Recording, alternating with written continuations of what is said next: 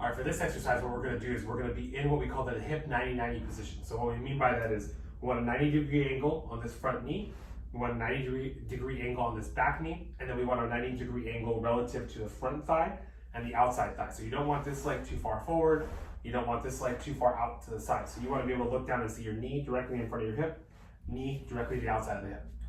In this case, my right arm is propped out to the side. This is going to allow me to keep my trunk upright. You do not have to do this holding your body weight up without your arms.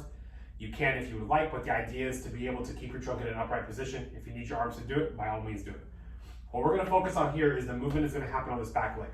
So what we're going to do, we call these hinges because we are going to move just the back leg with either your ankle or your knee staying attached to the ground at any given moment. So we're going to start off by keeping our foot down, lifting this knee off the ground without letting our trunk rotate or bend or lean to the side. So it's going to look something like this.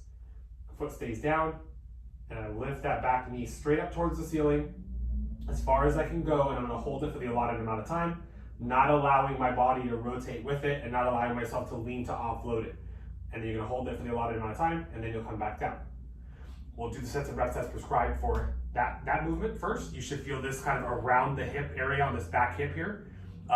You should feel it working in addition to working on mobility. So it's going to be almost like you're strengthening while you're working on mobility at the same time. Second movement, knee stays down.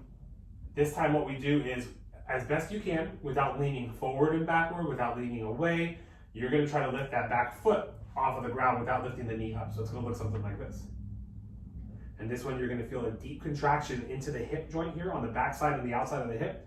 And if you have a hard time, so for example, if you can't lift that foot off the ground at all, then you can pre-position yourself and get yourself into a forward lean, and that's going to make it a little bit easier to lift that foot up. Okay, the idea is to be able to get a little bit of a clearance of that foot off the ground, and if you can't, continue to try to lean forward in order to make sure you get some of that. So I can lift it a lot higher here than I can if I'm here. Okay, so the idea is to be able to lift and control and have maximum effort as hard as you can lift for that allotted period of time, without anything else moving, trunk staying upright, and then you'll relax. The idea is to go either back and forth or do all your reps of one and then do all your reps of the other, depending on how the exercise is prescribed.